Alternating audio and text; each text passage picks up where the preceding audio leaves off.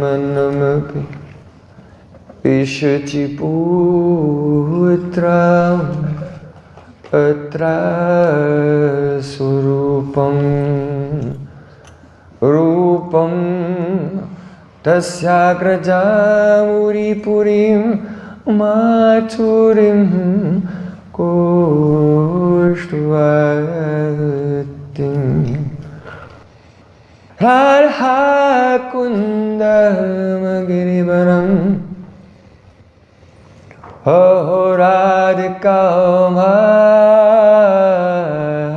Madhuvasam Prabhu Isya Pratita Kripaya Sri Guru Tam Natosmi Gurave Gaurachandraya Radhikaya Tadale Krishnaya Krishna Bhaktaya Tad Bhaktaya Namo Namah Ananda Leelamaya Vigrahaya Hemabadvyacchavi Sundaraya Tasmai Mahaprema Rasapradaya Chaitanya Chandraya Namo Namaste Chaitanya Chandraya Namo Namaste Chaitanya Chandraya Namo Namaste Bhakta Vihina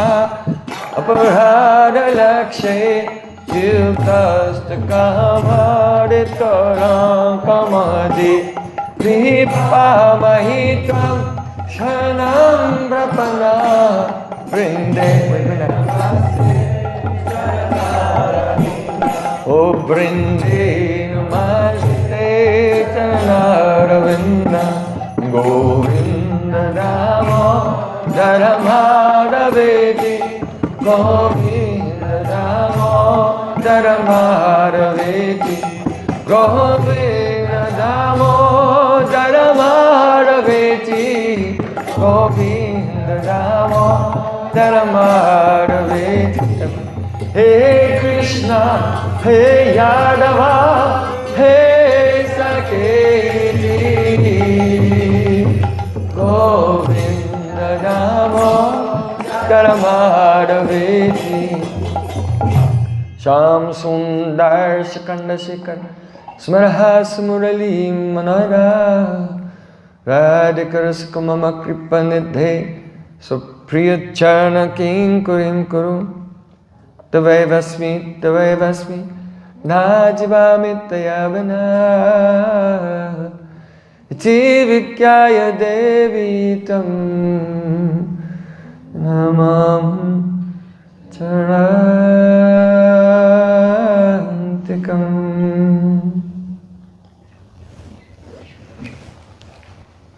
First of all, I offer my Sastangi Dandavat Puspanjali, my heart like flowers thousands of times, at the lotus feet of my holy master, my supremely worshipable spiritual Gurudev, Asmatiya Paramaradhatama Guru Pada Padma, Nityalila Pravisht Om Vishnu Pada, Ashtotarasatasi Rupanugacharya Varya, Srila Bhaktivedanta Narayan Goswami Maharaj.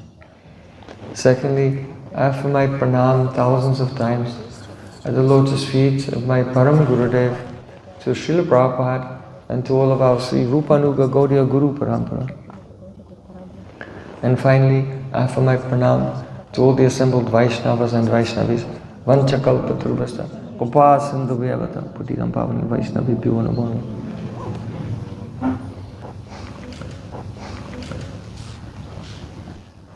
Shri Gurudeva Ki.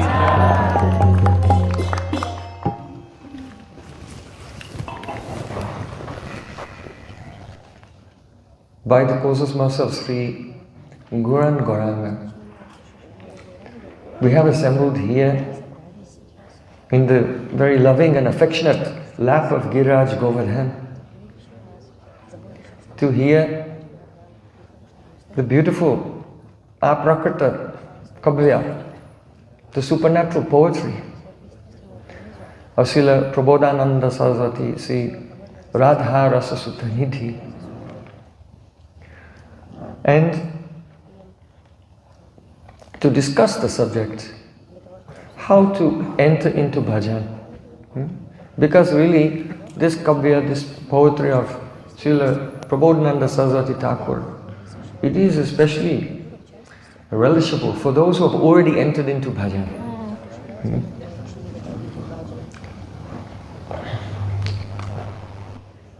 So in the first verse, this morning Bhattaji said in some versions this verse is not there. Because in Braja there's some controversy. In the Radha-vallabhi Sampradaya, they say that this poem was written by Hitaribanks. It was composed by Hitaribanks when he was 6 months old. This is the yes. This is their idea. And in our Sampradaya, we Gaudiya Sampradaya, the followers of Sri Chaitanya Mahaprabhu, we know that it has been composed by Srila Prabodhananda Saraswati Thakur because his signature is everywhere, all over it.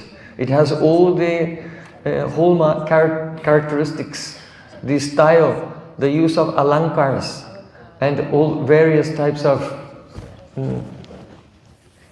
the literary elements and ornaments, which are his characteristics, is everywhere in this Radha-rasa-sudha-nidhi. So, in our version of Srila Prabodhananda Saraswati Thakur, there is the first verse is a prayer to Sri Chaitanya Mahaprabhu, whereas in the other version, because it's another sampradaya, it begins with what we see as the second verse. So, here in the first verse, Srila Prabodhananda Saraswati Thakur, he is the uncle of Gopal Bhatta Goswami and the guru of Gopal Bhatta Goswami. He is the incarnation of Tunga Vidyasakhi. He is the brother of Venkata Bhatt, in whose house Sri Sachinandan Gohari, he resided for the whole Chaturmasya. When Mahaprabhu was touring South India and he came to Sri Rangam, so there he gave his mercy to Venkata Bhatta, Trimala Bhatta and Prabodhananda Saraswati, and also especially to Venkata Bhatta's young son Gopal, who became Gopal Bhatta Goswami. So after receiving the mercy of Sri Chaitanya Mahaprabhu, Sri Prabodhananda Saraswati Thakur, he left South India, he came here to Brajamandal. Especially he was doing bhajan for many years in Kamyavan, on the bank of Lukluki Kund. And then afterwards he came to Vrindavan, and just very near to Kaliyadaha, he was absorbed in his bhajan there, and he became unmanifest there. His samadhi is there, just very close to Kaliyadaha.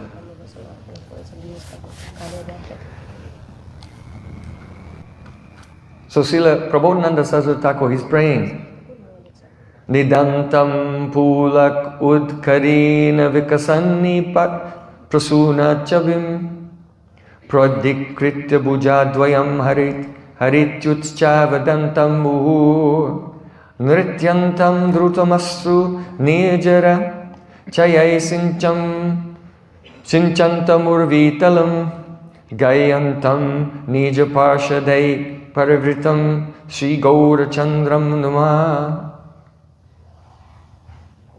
Numaha. I pay my obeisances to Chaitanya Chandra, Gaura Chandra. Namaha. Na means nivritti, to give up completely. Ma. Aham mameti. all conception of I and mine related to the physical body and subtle material psychological body, the mind, intelligence and ego. Leaving all these things, the essence of myself I am placing at the lotus feet of Gaur Chandra.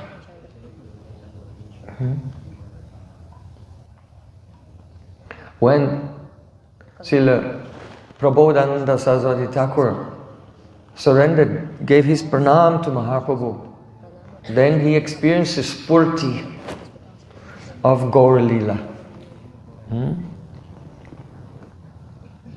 He's saying that the Gauranga Swarup, the golden body of Sri Chaitanya Mahaprabhu, is covered with a bullock, horripilation.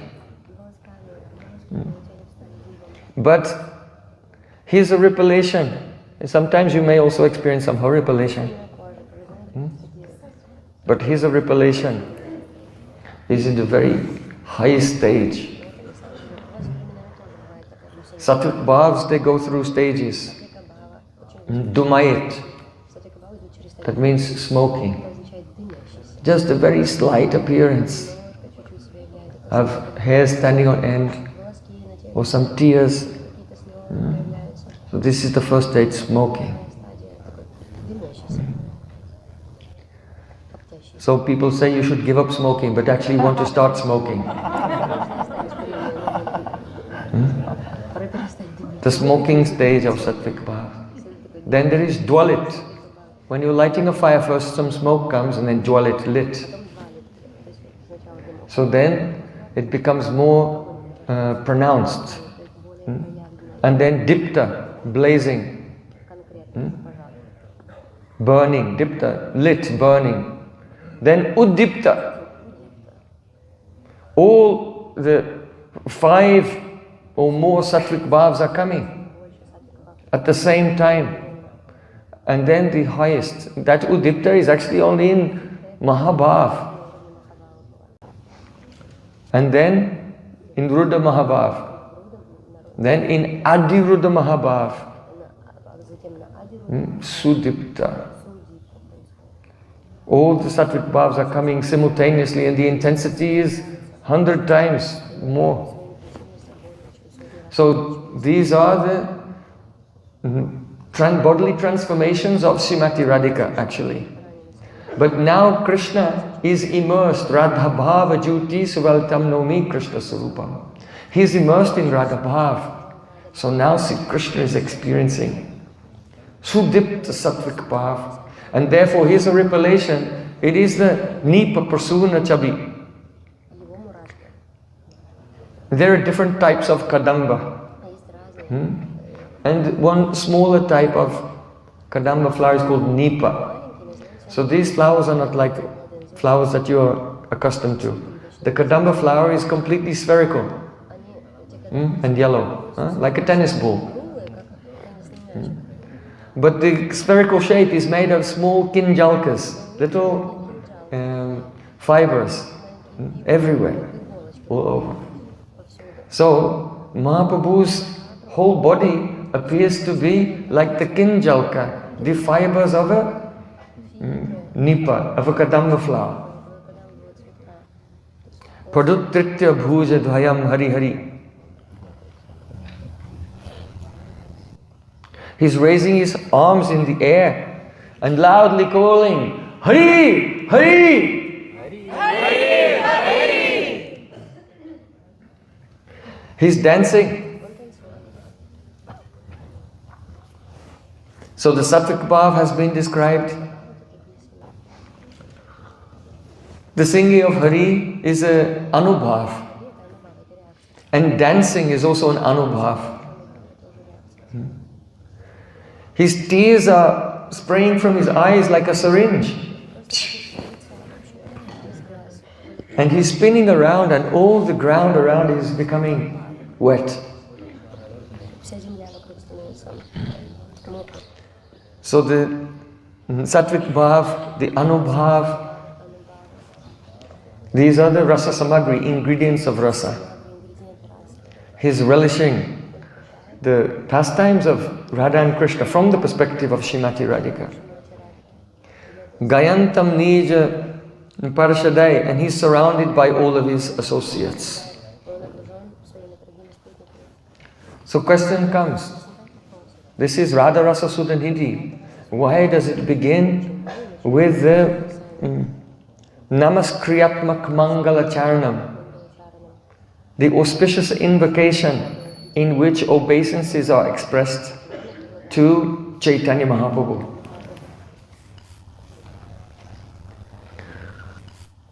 Araditam navabadam brajakananam te naraditam brajabanam braja eva dure aradito dvijasuto brajanagaraste naradito dvijasuto natave Krishna. Unless a person will worship Navadvip Dham, then he will not attain Brajakanan, the forest of Braja. If he will worship Navadvip Dham, then easily he can attain Vrindavan Dham. But if he will not worship Navadvip Dham, then Braja eva dure, he'll be very far away from Braja. Aradito Dvijasuto, there is a son of a Brahmin, Jagannath Mishra. His name is Vishwambar Mishra. If someone will worship that Vishwambar Mishra, then Brajanagara state, they can attain Krishna, the Brajanagar. It's very significant. Naga means beloved, in paramour, not in a married mood, not in Swakiya mood. So if one will worship the son of that Brahmin, Sachinandan, Gohari, only then will he attain the beautiful Nitya Leela of Radha Krishna in Pairakiya Rasa. That is the Unnata Ujjwala Rasa. Later this week we'll discuss this. Why is Parakya Rasa called Ujjwala Rasa? Why? Because without the Parakya, unless Braj Gopis and Radhika are married to others and they have to secretly meet with Sri Krishna, then Anurag will not turn into Mahabhav. And if Anurag will not turn into Mahabhav, then Anuraga Samveda Dasha Prapa Prakashita, then Prakashita will not happen. That means that the Sattvic bhavs will not come to the highest stage. Yavadashray Briti Chet and Yavadashray Briti, the love spreading out from the spiritual forms of Braj Gopis, it will not take place. The love will remain in the heart. It will not manifest fully in the body and then spread out from them. So only where there is Parikya, Anurag turns into Mahabhav, and only where there's Mahabhav, there is Prakashita, the illumination, and the spreading out of the love from the beautiful form. So the form of Radhika and Gopis is Ujjwala. And therefore only the Parikya Bhav is called Ujjwala Rasa. Understand? I'm just giving a brief idea. Later we'll go in more detail. Yeah. So, Brajanagaraste, if one will worship Sachinanda and Gohari, then he can attain Sri Krishna as the paramour of Radhika and Braja Gopis in Brajamandal. Srila Prabodhananda Saraswati Thakur, every verse that he writes is an explosion of ecstasy. He cannot contain himself. Mainly in his poetry, he does not compose himself to the point where there's a storyline. He has given some stories, but mainly each verse is its own great, loud interjection, expression of his joy. So in great joy, in a great madness of love, Srila Prabodhananda Saraswati Thakur, he said, Raksho daichu kalam hatam ki adidam yoga divatma kriya mago va prakati krita ki adidam shishtadikam bhakiyat. made in yuddharakarikam kiyadidham premujwalaya maha bhaktim vatma krim param bhagavatas chaitanya murtims tumaha. I pray to the murti, the beautiful golden form of Gauranga. Why? Raksho daitukalam hatam. Many incarnations came to this world. Lord Ramachandra came to this world and Raksho Daityakul Hatam. They protected the world and killed demons. Lord Ram has killed Ravana. Lord Nrsimhadev came and killed Hiranyakashipu. So Raksho Daityakalam Hatam Ki Adidam. What benefit did we all get from this, really? Let's be honest.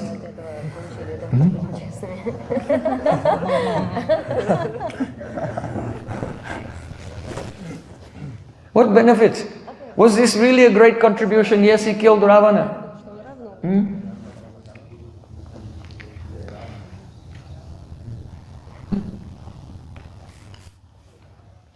Yoga Adivatma Kriya. He came into this world as Lord Kapil Dev, and he gave Sankhya Yoga and taught so much philosophy.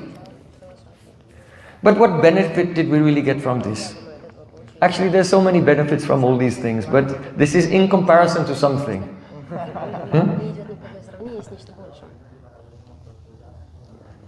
He's saying that Narayan Rishi taught the path of yoga in Badrik Ashram. But what benefit did we get? Mahavishnu has manifested, made the creation, maintenance and destruction of the world. But what is this?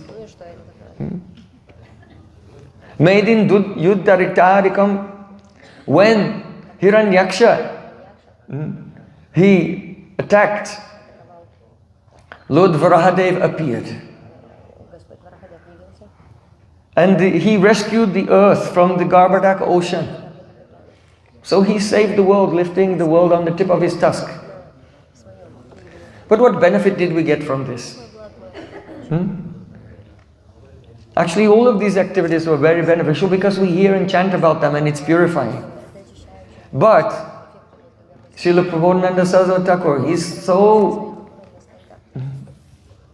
much relishing the contribution of Chaitanya Mahaprabhu. He's saying all of these other things, whatever gifts any incarnation has given at any time in the history of the whole universe, in this world and also in Vaikuntha and anywhere else, no one has given anything such as Prema Mahujwala, the Maha Ujwala Prem that Gauranga Mahaprabhu is giving. And how is he giving? Ridvapai Navabhakti Shashravitates and Jivani Swagama Rambe Kama Tapatu Dahadahani Vishwapagulla Lasini Duran Me Marusaki Nopi Sarasam Bhuyat Prabhu Sri Chaitanya Kripa Nirankusha Mahamadurya Kadambini. Chaitanya Mahaprabhu's mercy is so incredible. Mahaprabhu is the Kadambini, he is the fresh rain cloud of Mahamadurya, great sweetness.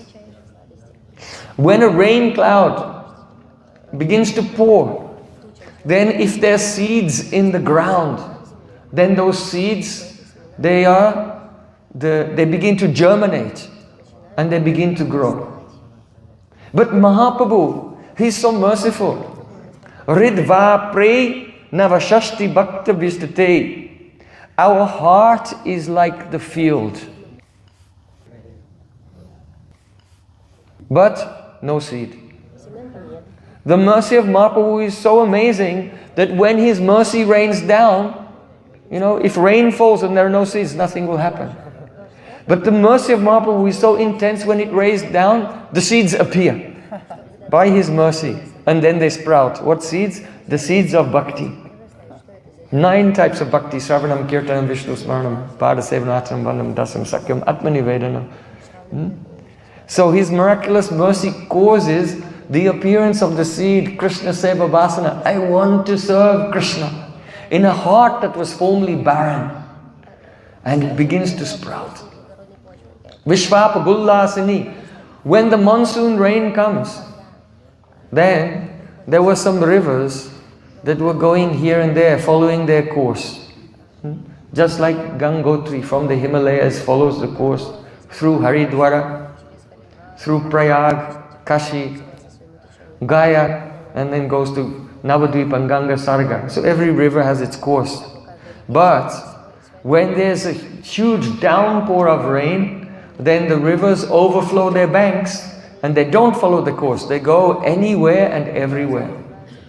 So in the same way, when Mahaprabhu rained down his mercy of sweetness, it had no course, it had no boundary, and just began to go everywhere. It went to Italy, it went to Russia, it went to Switzerland, it went to New Zealand, it went to Brazil, everywhere. So Vishvapagullasini. Karma arambe kama tapa dahadahani.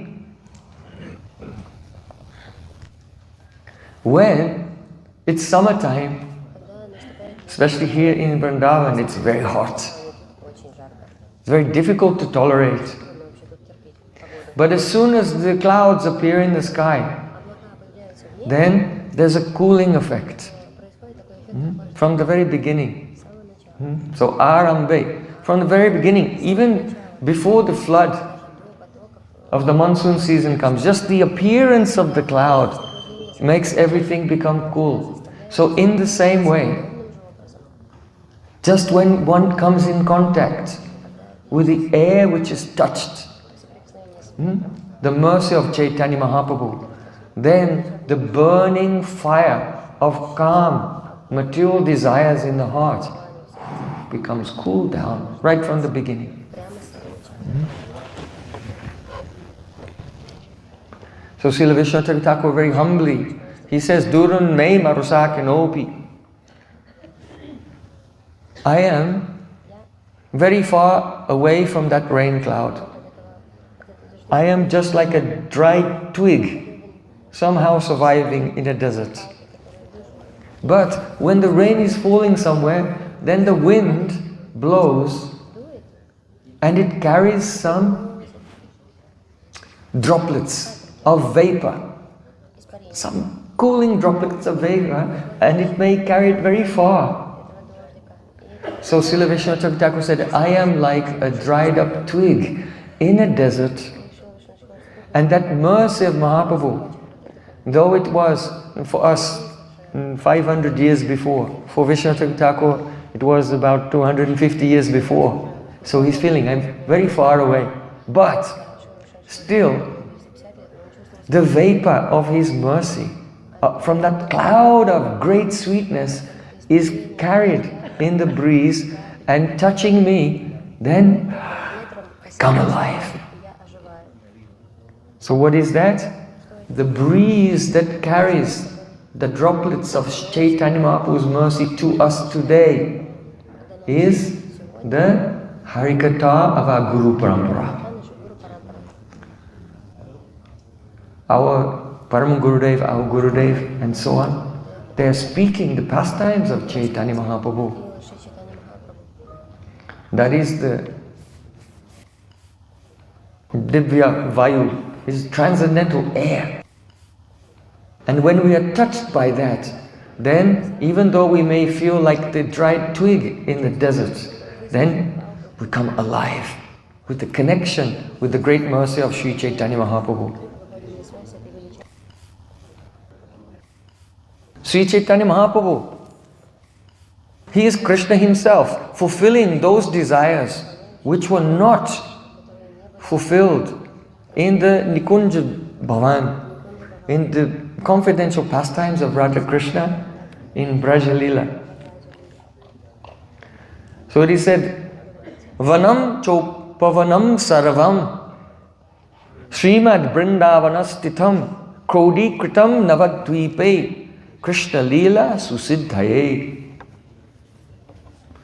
The meaning is that in Braj Mandal there are 12 main forests. Vrindavan, Bahulavan, Talvan, Madhuvan, Kamyavan, Kelanvan, Kadirvan. On the other side of the river, Bandevan, Badravan, Belvan, Mahavan. So in this way, 12 forests of Braj Mandal and 12 Upavan as well, sub-forests. All those forests. Krodi Kritam Navadvipe, Navadvip Dham has embraced all the 12 forests and 12 Upavans. And manifested in a different form. Why? Aheri Vagati Premna Swabhava Kutila Bhavet. The nature of love is very crooked. So when the Braj Lila is becoming perfected, then Braj Mandal itself becomes crooked, and all the forests there moved in different places. We have just been in Navadvip, so all the forests are there, but they're in a different order throughout Braja because of the crooked nature of Prem.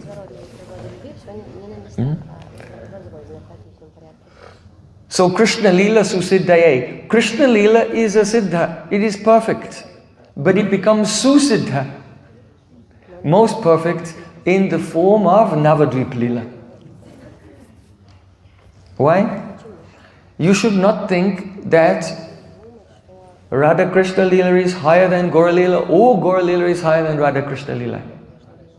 They are one and same identity. Why? The highest Prem is Radharani's Madanakya Mahabhav. That is manifest in Braj Lila. And in Gaura Lila, in Navadvip, the highest Prem is Radharani's Madanakya Mahabhav. So same. The difference is, in Braj Lila, Radhika is tasting that Madan Bhav, and in Gaura Lila, Krishna is tasting that Madan Bhav. What is that Madan Bhav? Something glorious. It will take the whole week to explain. But we'll have to go step by step. Step by step. If you don't go step by step, according to the revelation that Mahaprabhu has given in the heart of Rupa Goswami, it's impossible to touch even the idea of the glory of Radhika's Prem. So Gaura Lila is a Parishisht Lila. Parishisht Lila means it is the appendix. Just as if you have a book, then when the main part of the novel is finished, then there's an appendix at the end. In the appendix, the Parishisht, there is some new information that was not in the main book. And in that Parishisht, that what is extra there sheds a new light on the whole text. But at the same time, it's not a separate book, it's the same book. So in the same way, Gaura Lila is Radha Krishna Lila. But there's something there which is not in Radha Krishna Lila. There's something there which sheds light on Radha Krishna Lila. But Mahaprabhu Sri Chaitanya, Radha Krishna Nahyanya. In fact, our Srila Prabodhananda Saraswati has said, Vishuddha Dvaitaika Pranaya Rasapi Usha Jalado Gani Bhute Dvipe Samuddayati Brinda Banamaho Mita Premun Girnat Rasika Mituna Kridam Manisham. He's saying that in Braja, when Radha and Krishna meet, they have pranay. Pranay is a stage in love characterized by the Vishramba, confidence that, oh my beloved Krishna, my heart and your heart are one. My mind and your mind is one. My pran and your pran is one. My senses and your senses are one. My body and your body is one. Such intimacy is there in pranay. So this oneness is not the oneness of the Advaitavadis, of the impersonalists, It is the oneness wherein the ekatva is there, but the ekatva accommodates the bahutva. There is bahu means many. So bahutva means the manifoldness, the variety. So in this world, ekatva cannot tolerate bahutva. But in the Advai Gyan Paratattva, in the divine realm, it is amazing. There, ekatva, the bahutva fully serves ekatva. And the ekatva fully tolerates and embraces the bahutva. So Advaita means not oneness, but there is variety in which there is no duality. So that Advaita is not the Kevala Advaita of Shankaracharya. It is the Vishuddha Advaita. So Srila Prabodhananda Saraswati Thakur is saying, Vishuddha Dvaitaika Pranaya Rasa. There is a rasa. So this is not the Vastu Ekatva, oneness of substance. It is the Bhav Ekatva, oneness of Bhav. So Vishuddha Dvaitaika Pranaya Rasa. There is the Pranaya Rasa, the mellows of love, of feelings of oneness, in which there is the completely Vishuddha, pure non-duality. And that rasa is a piyush, amrita, piyush. So it is a rasa amrita. Vishuddha dvaitaika pranaya rasa piyusha jaladho. And that prem of Radha and Krishna is nectar, and it spreads and becomes an ocean. And that ocean spreads. Gani bhute dvipe samuddati vrindavanamaho. And that ocean condenses, it becomes ganibhut. And when it becomes ganibhut, then within that ocean, a dweep appears, an island appears. And that island is Navadvip,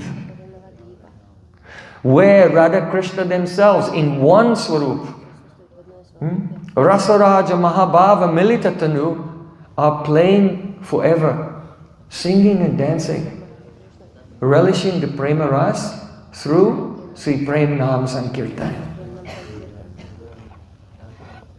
So, just as Sri Chaitanya Mahaprabhu is the Prem Vilas Vivarta Murti of Radha and Krishna. When Radha Krishna are in the stage of Prema Vilas Vivarta, then the Gauranga Swarup manifests. So Gauranga Swarup is Prem Vilas Vivarta Mai Murti of Radha and Krishna. That is Gauranga Swarup. So in the same way, you know that Braj Mandal, Tan Vrindavana Jagamahe, Icha Sakhi Anup. This Braj Mandal is the twit. It is the effulgence of Radha Krishna's forms. Chidanandam Jyoti Param Api Tadaswadhyam Apicha. Chidanandam Jyoti. That Golok Vrindavan is the Jyoti, the light emanating from Chidananda, Radha and Krishna. So when Radha and Krishna are meeting in the stage of Prem Vilas Vivarta, then they become the Prem Vilas Vivarta Mai Murti, Gauranga Mahaprabhu, and their effulgence, that is Vrindavan Dham, becomes the Prem Vilas Vivarta Mai Dham, Navadvip Dham. Understand? That is the identity of Navadvip. So in the Brajalila, there is Madhurya. Madhurya Rasa, Sringaras, the romantic mood is manifest in the Lila. And inside there is Audarya, the generosity. Radharani is so generous. In meeting with Krishna, her heart becomes so filled with generosity, she thinks, oh, Krishna should also meet with Lalita, Vishaka, Chitra and all her Sakhis. So when the proportion of Audarya and Madhurya changes, when the Audarya comes on the outside and the Madhurya goes inside, now this Braj Leela becomes the Navadvip Leela. Where the Audarya, the generosity is on the outside, the giving is manifest on the outside, and the Madhurya, the romantic mood, the very intense and beautiful, confidential, loving pastimes of Radha Krishna, they are kept in the heart, inside. That is Navadvip Dham. So in this way, Vrindavan and Navadvip, they are inconceivably one and different. In the madness of love,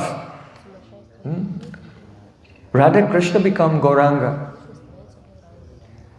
And Gauranga, through the process of bhajan, because Gaura Leela is a bhajan Leela, through the process of bhajan, Gauranga Mahaprabhu realizes the Braj Leela from the perspective of Radhika. So this way, going this way, is the madness of Mahabhav, the Udgirna.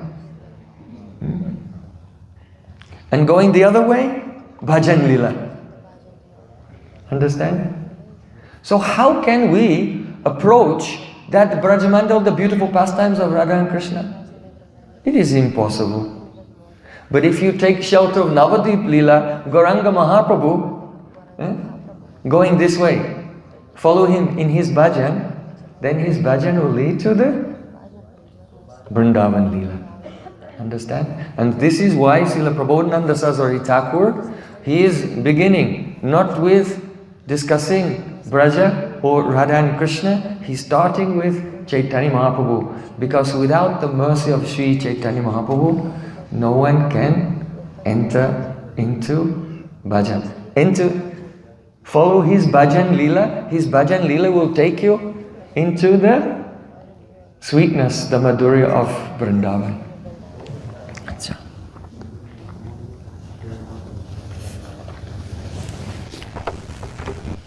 Now,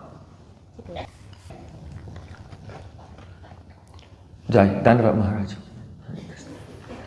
Sri Chaitanya Mahaprabhu, he has not written any books. He has given us Shikshastakam, the method of chanting Harinam, most powerful and most important in our spiritual life, and some verses, Naham Vipona Chanarpatina Pivaisana. But he deputed his associates, eternal associates, to show us the path, how to attain our goal of life, Sambandha, Abhideya and Prayojan. He empowered 6 Goswamis.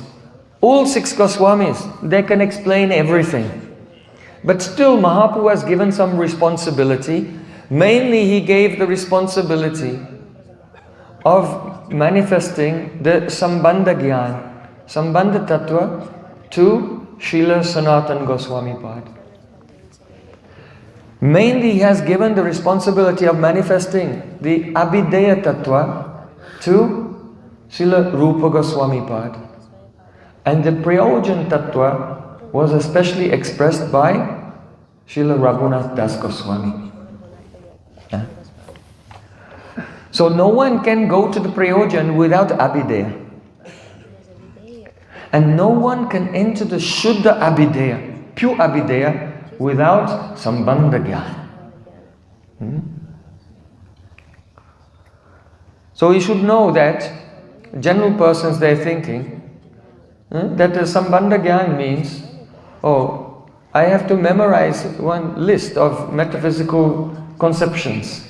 Like Maya Tattva, what is Maya Tattva, what is Jiva Tattva, what is Bhakti Tattva, like this. Then Abhideya is practice, and then in Prayojan, then I'll get the darshan of Sri Krishna. This idea is wrong. Shuddha Bhakti gives darshan from the beginning. Prabhupada Srila Bhaktisiddhanta Thakur has said that only the darshanmay sambandha gyan will lead to the darshanmay abhideya. And only the darshanmay abhideya will lead to the darshanmay prayojan. So if there is not a darshanmay sambandha gyan, actual realization in the level of sambandha gyan, then one does not enter into shuddha abhideya, pure practice. It is not pure practice, not actual bhajan. And it will not lead to the darshanmay prayojan. So it may be a little jolting, but this is fact. Try to understand it. So I want to address this topic today. Srila Sanatana Goswami Pad in Brihad Bhagavatamrita, he has said something very powerful and important. He said that Shuddha Bhakti, it does not begin until we attain the state of Sakshitva. Sakshitva. Sakshi means witness. Witness. So Sakshitva means witnesshood. When we become Sakshi, in the position of the witness, then pure bhakti will begin. What does it mean, practically speaking? The jiva in this world is a prakriti kavalita, covered by maya, swallowed by maya.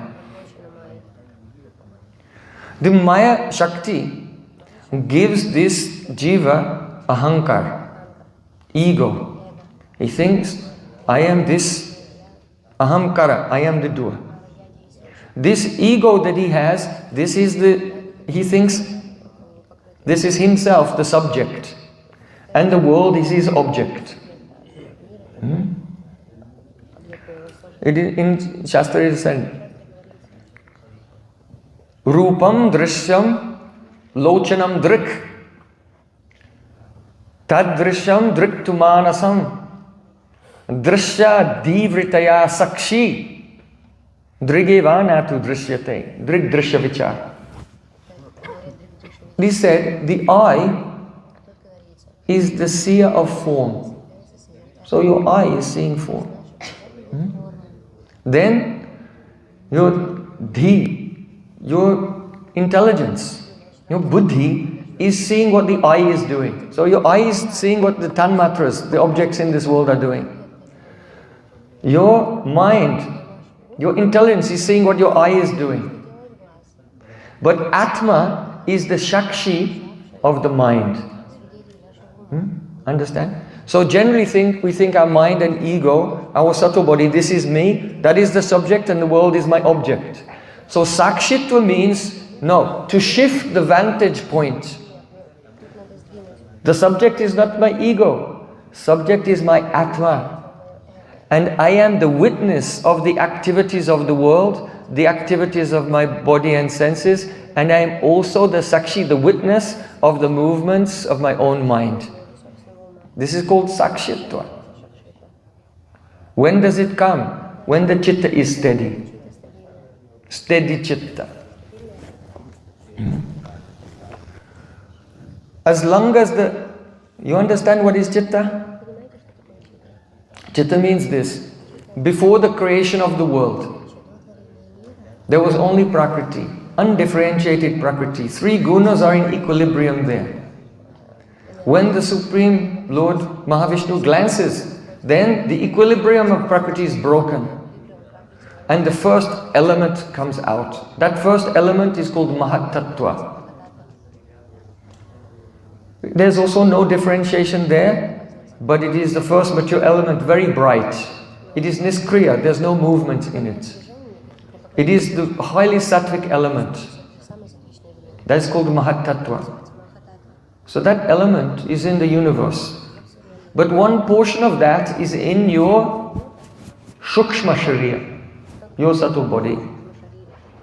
So when that first element is in the universe, it's called Mahat.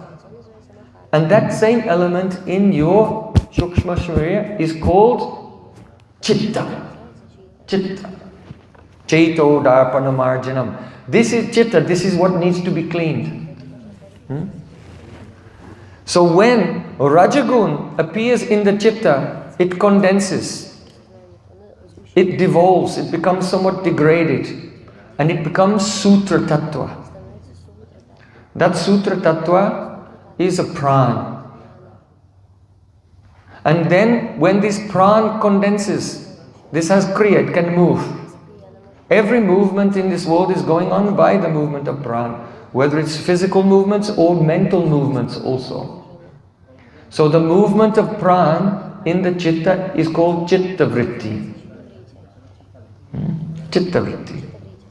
And then when tamagun comes and those chitta vrittis become solid and they stay there, then this is called sanskar, impression.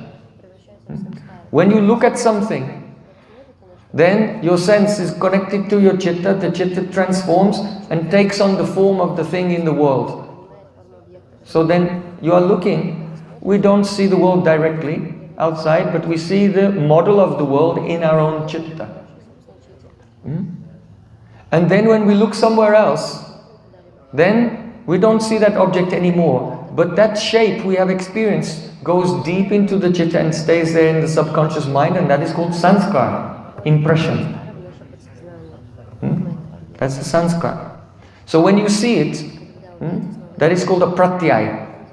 The moment the chitta transforms and you see an object, it's called pratyaya. Then you look away and then it's stored. It's like recording. It's recorded now in your subconscious mind. Then that is called sanskar, impression. So when there are millions and millions of impressions, which is a chitta in the state of tamagun, millions of impressions, then the whole chitta, which is light, becomes dark.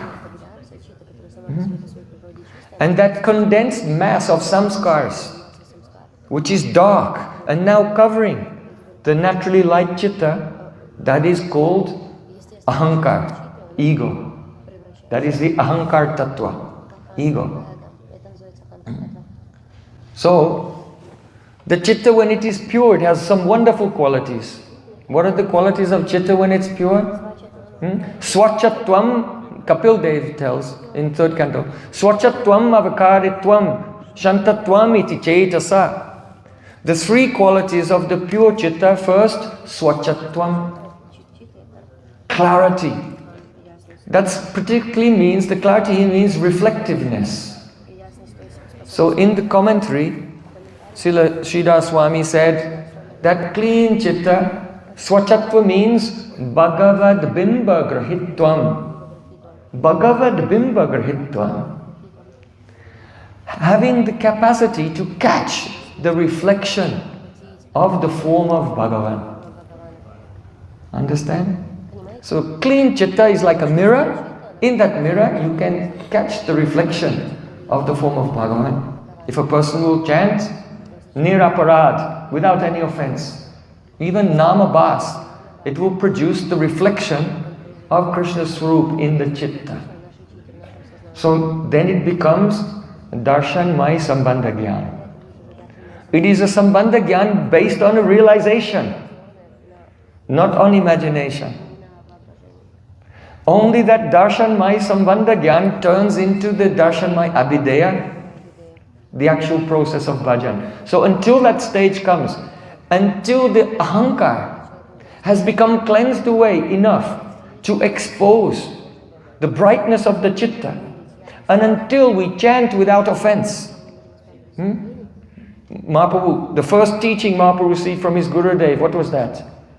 Hare Nama, Hare Nama, Hare Nama eva kevalam, kalo nashteva, nashteva, nashteva gatiranyata. Holy name is the only way. There's no other entrance into bhajan. If a person, their chitta is dark, they're under the influence of ahankar, material ego, and they're trying to chant and remember, fantasize something and enter into bhajan. This is not entering into bhajan. Prabhupada Bhaktisiddhanta Thakur said, this is andajay tilamara. Andajay tilamara. Only like a hunter went in the jungle at night, complete darkness, and tried to shoot arrows, hoping that he'll hit something. That is not bhajan. Guesswork. Guesswork in the dark is not bhajan. Bhakti pareshanu bhavo virakti. Anyatra chaisa trika eka kala. When bhakti is practiced by a surrendered person, trika eka kala, 3 things happen at the same time. Bhakti, that means our seva-vritti, service mood is increasing. Paresh anubhav means realization. There should be realization. If there's no realization, it is not Shuddha Bhakti. And virakti, detachment from the world comes. So, we are discussing here the 3 qualities of chitta. First, swachatva means Bhagavat Bimba Grahitva, the power to catch the reflection of the form of the Lord in the heart. Swachatvam avikaritvam, no chitta vikar. Chitta vikar means the lie and vikshepa. When you are chanting, if sleepiness is coming, lie, then chitta is not pure. Vikshep means distraction. If you are chanting and thinking about something else, vikshep, your mind is thrown to another subject, then chitta is not pure. So the purified chitta is free from the sleepiness and distraction. Santatvam, swachatvam, avikaritvam, shantatvam. Shantatvam means vigata raga, without any attachment. When the chitta is pure, there's no attachment. So, Srila Sridhar Swami, he describes the pure chitta. This place is called Upalabdhisthanam. Upalabdhisthanam. It is the place of realization.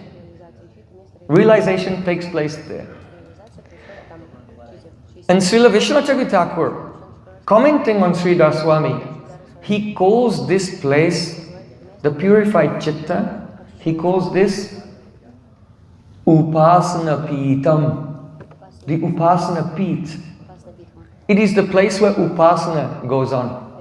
Upa-asana, to be close to your Ishtadev and render service. So that is bhajan.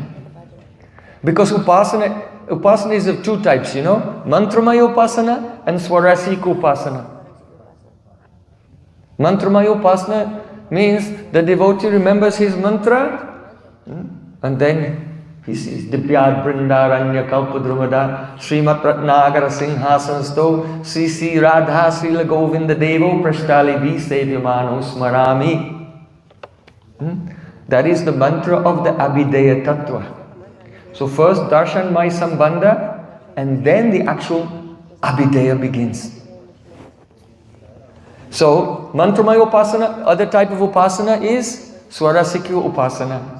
Mantramaya upasana is the vision of the yoga pit. One lila in one place, Radha Krishna and their associates, they're not going anywhere. That lila is going on in one place forever. But swarasikya lila, Radha Krishna and associates get up and they go from place to place. From Nandagaon to Govardhan, from Govardhan back to Yavat, from Yavat to Nandagaon, like this.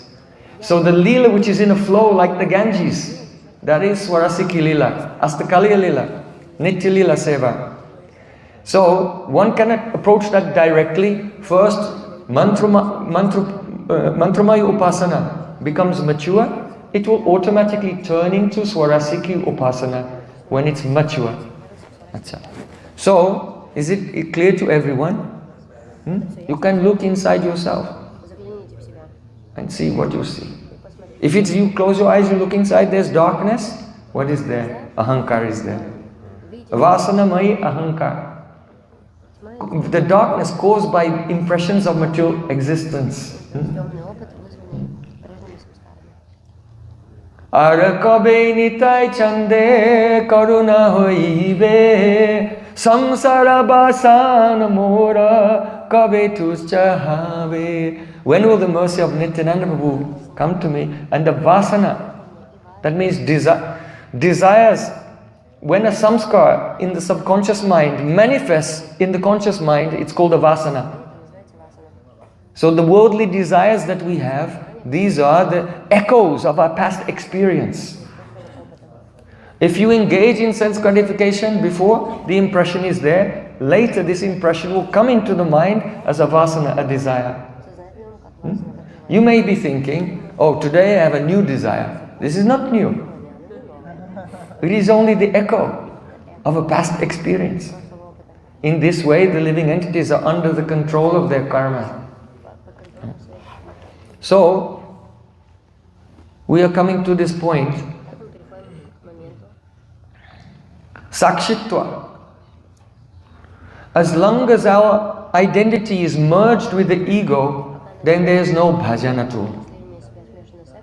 So by serving the spiritual master very humbly and continuously, then gradually, by Guru's kripa, then the anartha, this darkness goes away, and the sthir buddhi, steady intelligence comes. The chitta becomes very steady, the ahankar begins to dissolve, and then in that state of chittaikagrata, one-pointed chitta, then realization comes, starts to appear in the heart. Now the devotee can begin to make the transition from archan to bhajan. So, just to summarize, shakshitva, witnesshood. If we are thinking, I am this mind and the world, subject and the world is my object. This is the conditioned state in Maya. The chitta is completely vikrita chitta. It is deformed. It is transforming. There are so many rajasic and tamasic vrittis are there. By serving Gurudev, the chitta becomes steady. And then the anarthas go away. Why? Because anartha means Chaitan Dharma Avarnamayi Vritti. This is a definition of anartha. Chaitanya Dharma Avarnamayi Vritti. It is the movements of the chitta which are covering the direct experience that I am a spiritual being. Chaitan Dharma Avarnamayi Vritti iti anartha. That is anartha. So when the mind and the chitta becomes very steady, then shakshitva comes, then we'll think. We'll experience directly. Oh, I am not this body, but I am also not this mind. I am not this mind. I am Atma, and I am seeing the mind from the vantage point of my Atma. This is called Sakshitva. So Sanatana Goswami Pad said, after the state of Sakshitva, then, pure bhakti begins. Not before that state. So we have anartha nivritti first, and then nishta, and then the swarup of Shuddha Bhakti begins to manifest in the stage of ruchi. So there are some terms we're discussing today. The first one was sakshitva. The next term we want to discuss is a drishya. Drishya. That means the one who is seen. The one who is seen. Because of our material experience, we think we are the seers of objects. Then we carry this attitude towards Krishna and think, I can see Krishna. But just as the eye sees the world, the mind sees the eye, and the Atma sees the mind. So the next layer of ontological layer is Supreme Lord or Paramatma. So each layer can see the next layer down, but they cannot see what is higher than them ontologically. They are seen. So above Atma, above Jiva, there is Paramatma. We are not the drasta, we are not the seers of Paramatma, but we are drishya, we are seen by him. We are seen by him. You cannot see. So if you try to see with your eyes like the materialist, you cannot see. If you try to see with your mind, also cannot see. If you try to see with your Atma, also. But in pure chitta, when one chants the holy name, then the holy name manifests his powers and blesses the living entity with his darshan. It is by kripa. So drishya, this is very important. Another point, another word of vocabulary. We're looking at the subject, how to enter into bhajan from many different angles. We tried to see it 360 degrees. Through the ears, not the eyes. Prabhupada Bhaktisiddhanta Swami Thakur used to say, we are not amongst a chakshu, meat eyes. These eyes are meatballs made of meat. Not the mangsa chakshu, but we are Veda chakshu, Sruti chakshu, see through the hearing process. So, Bhattaji mentioned this term yesterday, akartritva abhiman. To be free from the abhiman, be free from kartritva abhiman, I am the doer. So bhajan is like this. If we think, I am the doer, I can do it,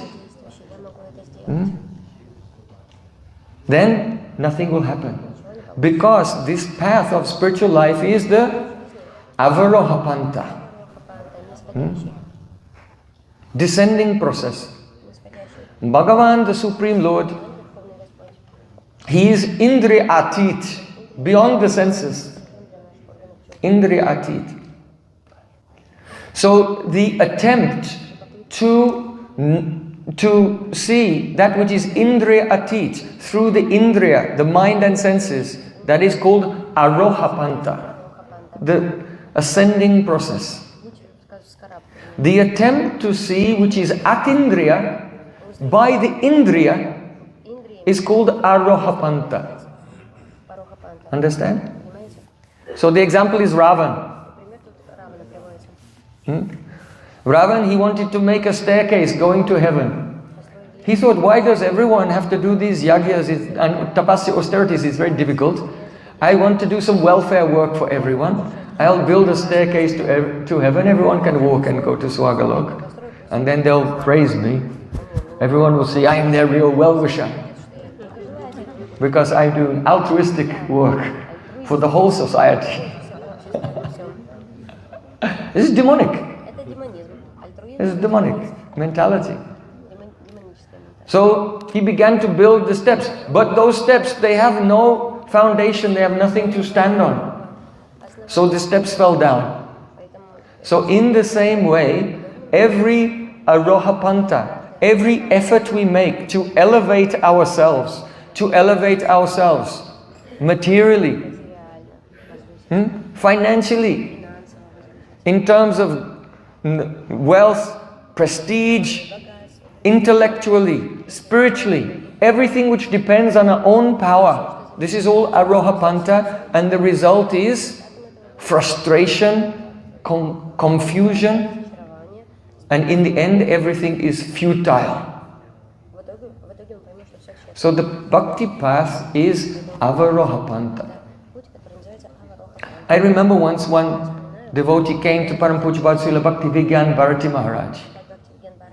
He said in Bhajan Rahasya, Srila Bhaktivinoda Thakur, he has written in each chapter, for each stage of bhakti, some verse. He has given some verses there for meditation.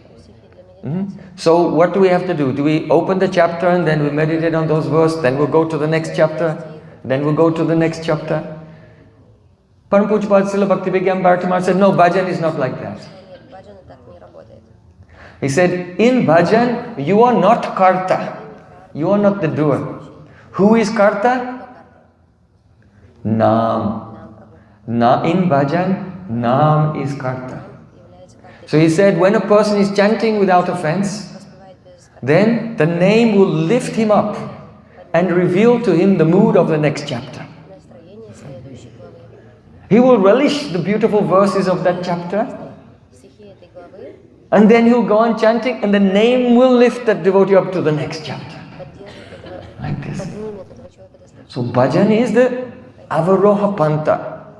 So it's very important that we don't approach the path of bhakti with the kartrita abhiman, the doer. Because if the kartrita abhiman is there, then whatever you do is not bhakti, it's karma.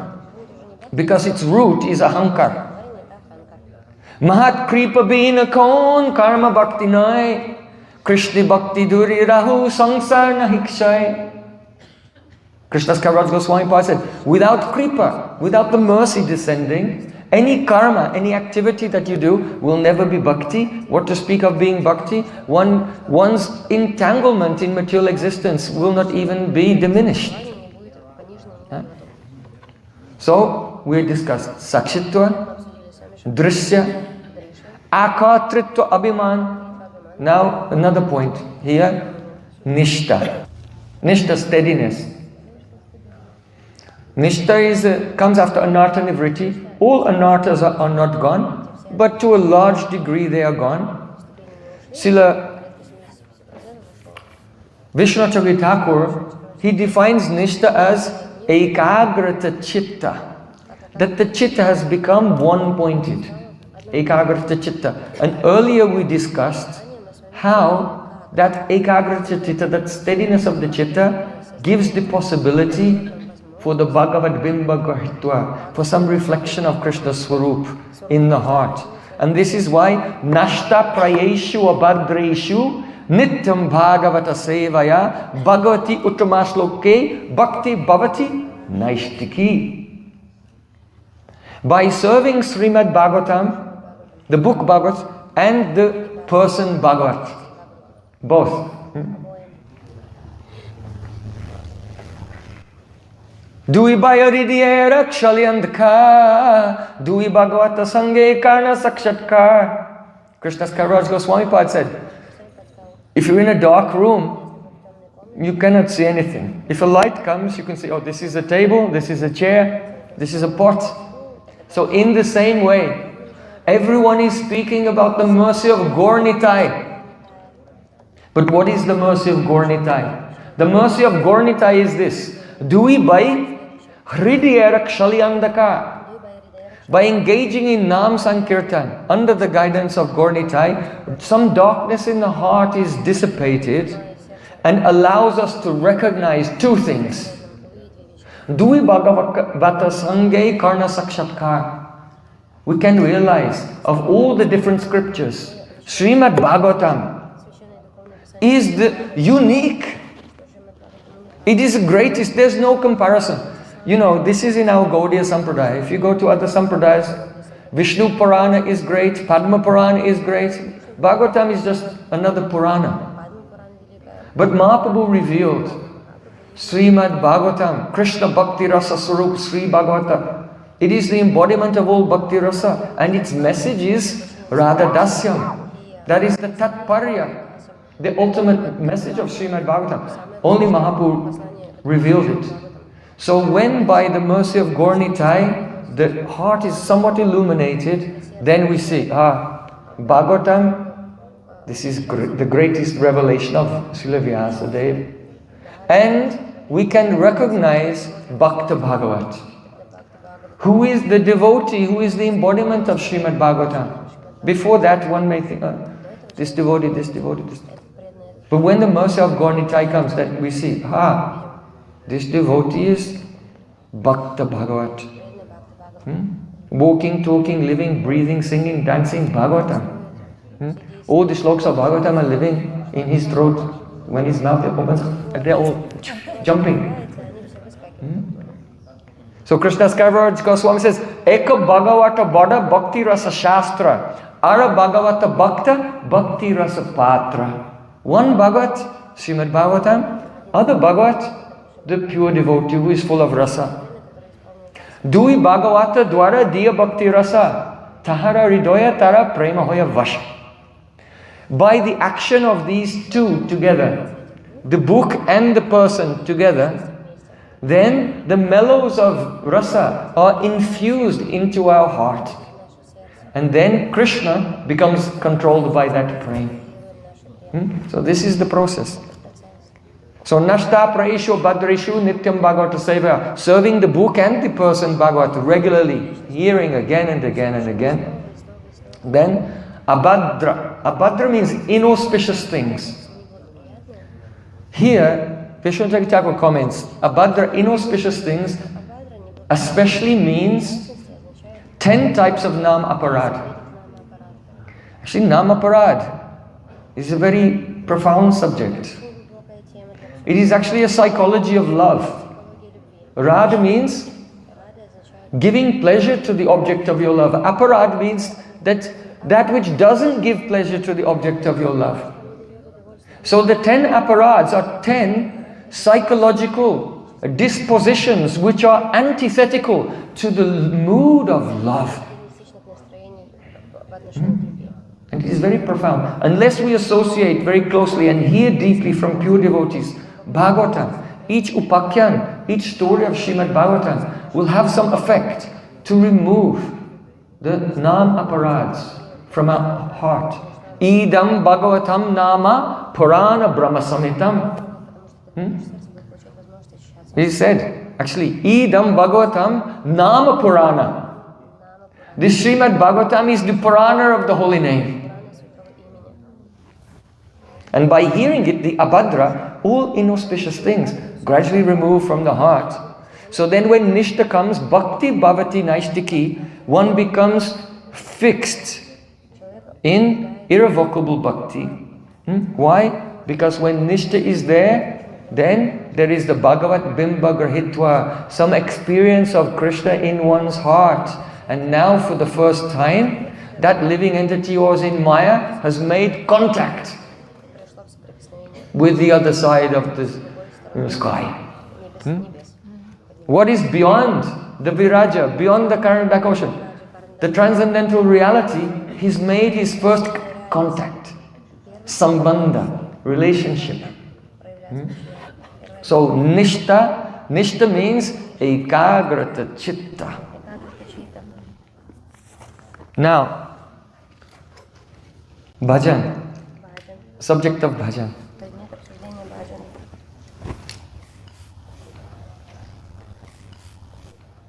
Ados Radha, first we have faith. Tata Sadhu Sangha. Then we associate with sadhus. Actually, the Sadhu Sangha made our faith. But at that time, we didn't know what would happen when we associated with them. We had no idea. But by their association, the faith comes. So then there's a second Sadhu Sangha. This is deliberate. Oh, I am running to Sadhu Sangha. Like a man with his hair on fire runs to the river. If your hair is on fire, it's necessary to jump in the river. So in the same way, when a faith comes, then we realize it's necessary. I must have Sadhu Sangha. So he's running now to the association of the Sadhu, receives initiation, and then then Bhajana Kriya begins. Bhajana Kriya. What is the difference between Bhajana Kriya and Bhajan? Bhajana Kriya is not Bhajan. Bhajana Kriya is the Kriya, the activities of service. Bhajana Kriya. Why? If someone associates with a sadhu and begins to serve them, then some kripa, some mercy comes in the form of Kriya Shakti. You know, Krishna's internal potency. Krishna's internal potency has 3 prabhavs and 3 anubhavs. The 3 prabhavs are Jnana, Icha and Kriya. And the 3 anubhavs are Samvit, Sandini, Samvit and Hladini. So when the devotee is taking shelter of Gurudev and serving under his guidance, some internal potency is coming, Kriya Shakti. And that is engaging us in service. Hearing, chanting and remembering. It is not by our own power. As soon as we think I have power, then we'll fall flat. Become completely dry. Puna musik bhava. Again become a mouse. So it is a Kriya. When the Kriya Shakti of the Lord is coming by the mercy of Guru, we are engaging in the angas of bhakti by mercy. That is Bhajana Kriya. But because the chitta is still covered by some anartha, Chaitan Dharma Avarnamayi Vritti. So the actual swarup of Samvit and Hladini, it has not manifest yet. The Swarup of Samvita and Hladini will manifest in the stage of Ruchi. So first, we are doing Bhajana Kriya, the anarthas are cleared, Nishta comes, then there's some realization, and then as we go on hearing and chanting with Nishta, Eka anga sade ke ho, sadi bahuanga, Nishta hoila upajay, Prem rataranga. Then, actually after Nishta, Prem does not come. It's not Prem that comes. But some reflection of Samvita and Hladini begins to appear. The Samvit gives actual realization of Sri Krishna, and Hladini gives some tastes. So Ruchi comes. Now, in this state, Samvita and Hladini are only reflected in the Chitta. They have not become one with the Chitta, but they are reflected. And in Ruchi and Asakti, the reflection is more and more intense. Vishnu Thakur calls it Gusrina. It is as if the Samvita and Hladini are rubbing on your Chitta. So what happens when you rub? Two things. Parad and Gandak. Gandak means sulfur. Sulfur. And Parad means mercury. If you get sulfur and mercury and you rub them together, they don't mix. So in the same way, in the state of the Ruchi and Asakti, Samvita and Hladini are coming. They are touching the heart, but they're not mixing. But if you keep rubbing Parad and Gandak together, then suddenly they become one substance. Kajal. They turn into Kajal, actually.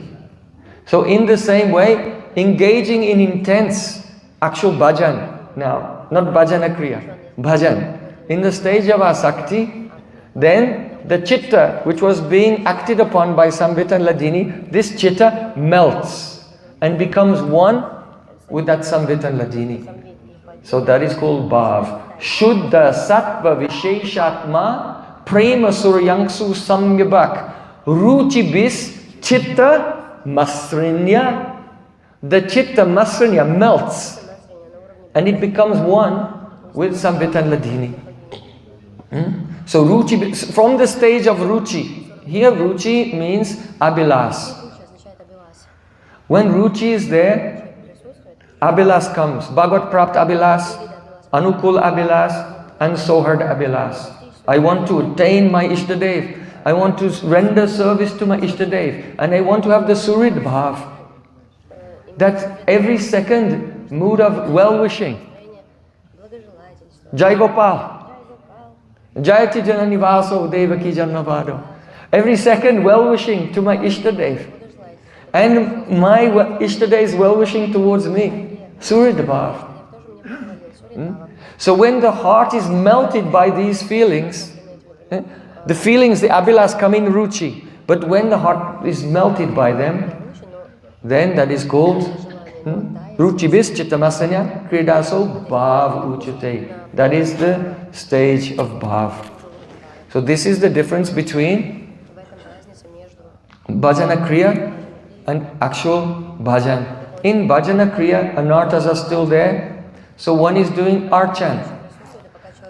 Archayam evaharaye pujam ya sradayate na tad bhakteshu chanyeshu sa bhakta prakrita smritaha. The Kanishta Adhikari is a prakrita bhakta, materialistic bhakta. It doesn't mean that he's materialistic, he's only trying to make money. Prakrit means his conception about everything is actually material. He thinks when his material mind thinks of Krishna, that's Krishna. Narad Muni has said, Shradat Swana Nubhutorto Namanas Prastum Ahati. Hey Yudhishthira Maharaj, you should take it from me as certain. Namanas Prastum Ahati, that the mind cannot think of anything that he's not experienced before. What is memory? Memory means the sanskar. You have a sanskar and your buddhi takes the sanskar from its covered position in the subconscious mind and brings it to the conscious mind. This is smriti. This is a definition of smriti, memory, in Patanjali's Yoga Sutras. So, if you are remembering something, you are only remembering your own experience. So, in this stage, the devotees heard something about Krishna, but how he's thinking about it, this is all prakrit. It's completely prakrit. And he's serving the deity, but he's not free from ahankar. He still has kartritra abhiman. And so, that is called the stage of archan. Not only his service to the deity is archan, everything he's doing is archan. His Sravan is archan, his Kirtan is archan, his Smaran is all archan. It is not actually those angas of bhakti. Really. Gurudev used to say this, but it was very rarely understood. Gurudev used to say, when I serve the deity, it's bhajan. But when you do bhajan, sitting, hearing and chanting, that's you actually doing archan. Gurudev used to say. Why? Because as long as the devotee is on the level of prakrit level, as long as the kartrita abhiman is still there, as long as he does not have the ekagrata chitta, as long as he does not have sakshitva, then this is all archan. It is not actual bhajan. It's very interesting. When the living entity is in Maya, then the mature energy gives him a concept of the subject, his ego and the world object. In Shakshitva, then you become the witness and you can see, oh, here's my ego and here's the world. I'm not going to follow that. I won't follow that. Just as Krishna said in Bhagavad Gita, Apuryamanam achala pratistam samutrama pravisanti yadvat tadvat karma yam pravisanti sarve sa shantim apnoti na karma karmi. Just as all the rivers are flowing into the ocean, but the ocean stays within its boundary. So in the same way, that person into whose mind the rivers of desires are coming from the subconscious mind, they're coming in his conscious mind, one after another. The desires are coming, but he remains peaceful, he never acts on those desires. Then that person can attain a peace. He can attain shanti, not the person who does whatever comes in his mind. So only when a person has attained steadiness and sakshitva, then he sees, oh, this is my mind, I will not follow that. I will follow Gurudev. But before that state of Shakshitva, what is coming in the mind? Rascal mind, crazy mind. Then, itaratra vritti swarupyam. If the mind is not steady, then you're bound to identify with whatever comes in your own mind as your own thought, your own idea. Itaratra vritti swarupyam. That means you identify with whatever is in the mind before Sakshitva. So now, just as, this is very important point, profound Siddhantic point, just as Mahamaya creates a subject and object, and neither of them are us. Maya creates a feeling of subject and object, but the subject is not you, the object is not you. The subject and the object is what? Actually, is Vishwarup. Vasudeva savamiti samahatma sadurlabha. So without Shakshitva, to become objective, we cannot even understand Krishna's Virat Rup, the universal form which is before our eyes at every moment. Because we think that one of the bodies in that form is our own body. The Avadut Brahmin gives the example of the spider. He said spider creates the web from his own body. Then he enters into the web and walks around in it. So the Acharyas comment, in the same way, Lord Vishnu, he creates the world from his own body. And then he enters into it and is walking around in the form of all the living entities here. Understand? That's the meaning of Sahasra Sirsha Purusha Sarasraksha Sahasrapatre. The Purushas, millions of heads, millions of eyes. I've never seen a person with millions of eyes and heads. Yeah? What are you looking at now? Huh? It is all Virat Roop. But due to Ahankar, we are claiming one of those forms. This is mine. And then duality comes. So there's no possibility of Advaya Gyan in that state. There's no possibility of Advaya Gyan in that state. First, Shakshitva. Disidentify. All this world, Vasudeva Savamiti. Bahunam Janmananante Gyanavam Mam Prapadyate. There's no surrender without Shakshitva. Full surrender without Shakshitva. And if there's Shakshitva, there's no option except for surrender because there's nothing else to do. Nothing, there's no other possibility. So, this Shakshitva comes. Then after that, when one engages in bhajan without the kartritva abhiman, now he's not thinking, I am the doer. Bhaktisiddhanta Thakur says, if someone takes his japamala like a person taking the reins of a horse, then I never want to have his association. When someone gets on a horse, they get the reins, okay, let's go. Because they're the agent, they're in charge. So if we pick up our japamala, okay, let's go. Now I'm in charge, Hare Krishna. My tongue will produce the name. No.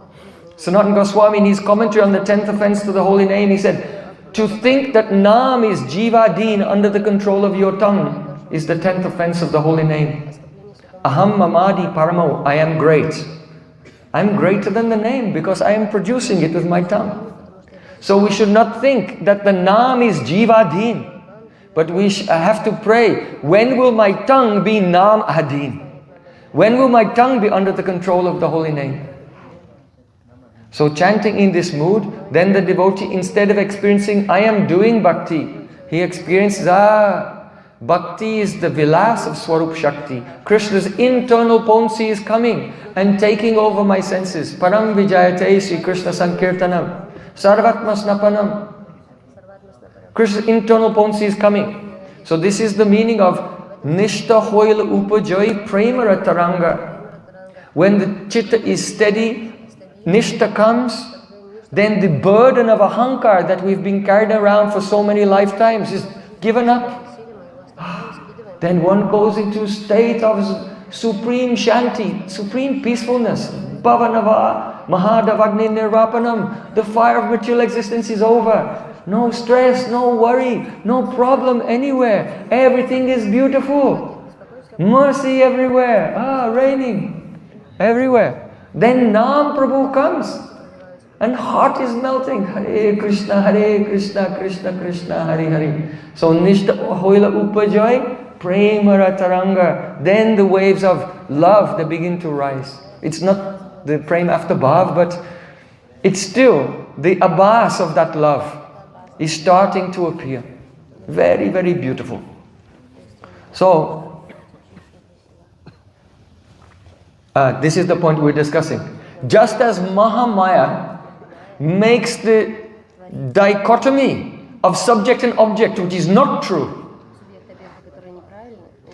And when one comes to the state of Shakshitva, the Tatastha point, he realizes, oh, this was Maya. So when the Swarup Shakti comes, the Samvit Shakti makes a new dichotomy. The dichotomy of subject and object between your spiritual identity in Krishna's pastimes and Krishna. Because the Advaya Gyan Tattva, Krishna, his abode, his associates, it's all one.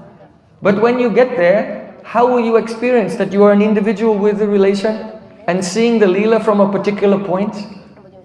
So just as Mahamaya established subject and object and vantage from a particular point, so in the same way, the Yogamaya, in the form of Samvit Shakti, establishes subject and object between you and Krishna. Though that reality is one, it is completely indivisible.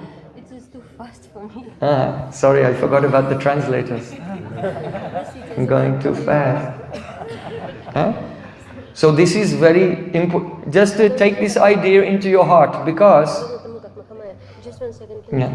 Подобно тому, как Махамая, она заставляет человека привязываться к объекту этого мира, подобным образом, когда мы избавляемся от влияния этой Махамайи, то тогда мы становимся свободны от ее влияния, попадаем в духовный мир, в духовной обители уже йога-майя творит эти связи, и благодаря влиянию йога-майя мы можем уже тогда начать отождествлять себя с Кришной, с Распутом. Спасибо. So, this is the start. Srila Rupa Goswami, describing the appearance of the Swarup Shakti, he said that Brajanti tat swarupatam.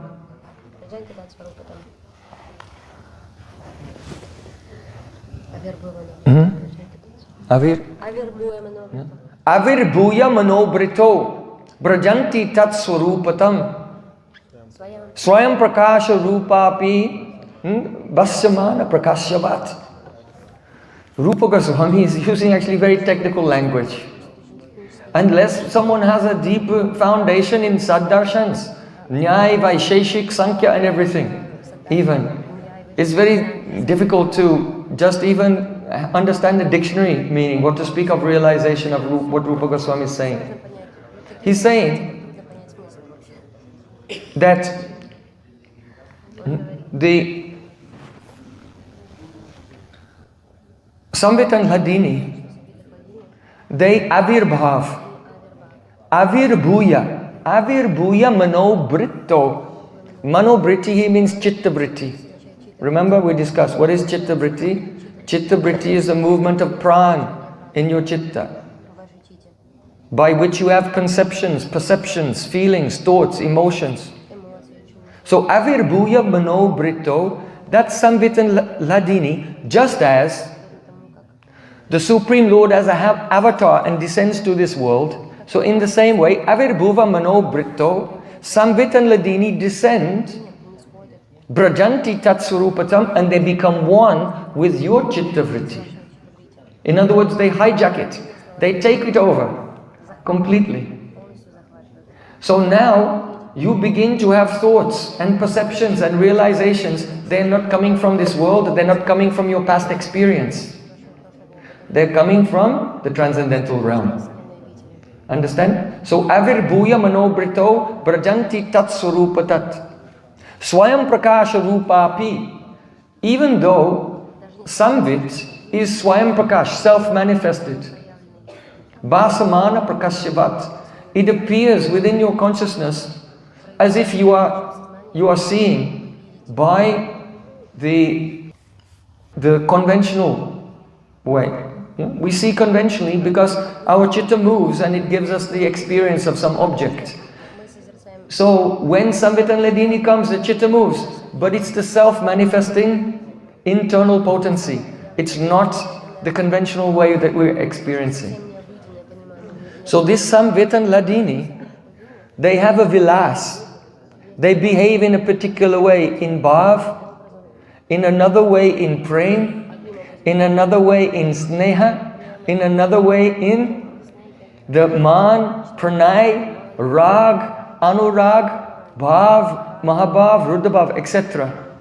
So Srila Rupa Goswami has exactly described how Samvit and Hladini play in different ways to manifest the different experiences through the stages of prem in meeting and separation.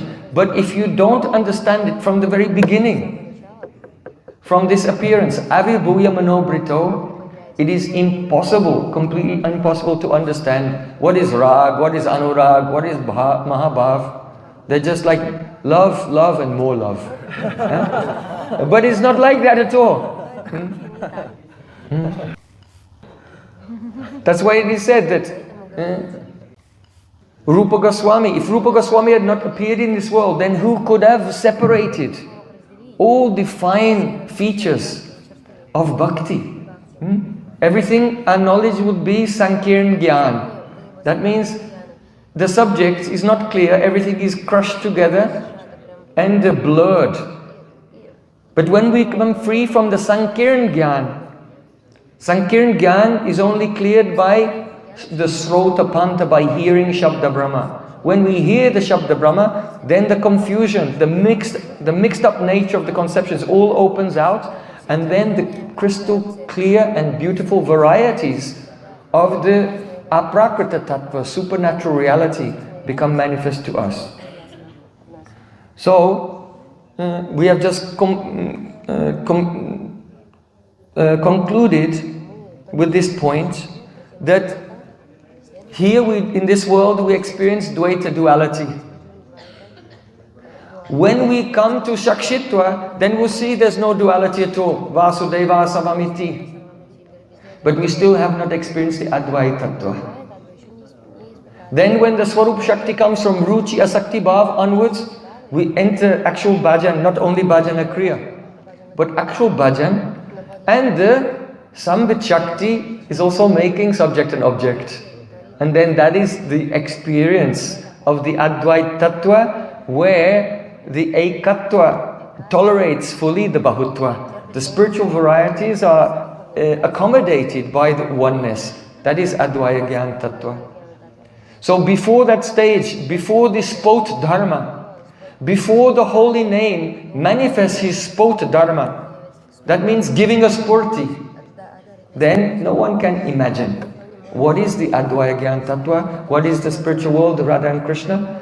Only they have some like kind of collage of their own impressions, which is actually not Radha and Krishna, not Vrindavan, and not Bhajan at all. But many persons, they mistake the collage of their own impressions to be Leela Smaran or Krishna Smaranam. So when a person tries to enter into that realm by their own effort, then that is the Aroha Panta. It is not Bhakti. And when a person relies on this Spot Dharma, the power of the name to manifest Spurti, then that is actual bhajan. That is the actual path of bhajan. Right. So I've gone a little bit over time, only 12 minutes. Was I supposed to end at 2? At 2, right. So I'm 12 minutes over time. I beg your forgiveness. Just to conclude, I just want to go over just some terms. 1, 2, 3, 4, 5, 6, 7. So you've noted them down. Go away, deliberate upon them. Do vichar. Tachrinvan supatan vicharana. First hear, read it, and then do vichar, deliberate on it. Paro bhaktya vimuchyandara. Afterwards bhakti will come. So the first point was sakshitva. 1. What does sakshitva mean? Second point, drishya. What does it mean? That we are seen. Yes, we are not the seers of the transcendental, we are seen by the transcendental being. So, drig drishya vichar. Oh, I tell you one thing, very nice, just to fix this idea.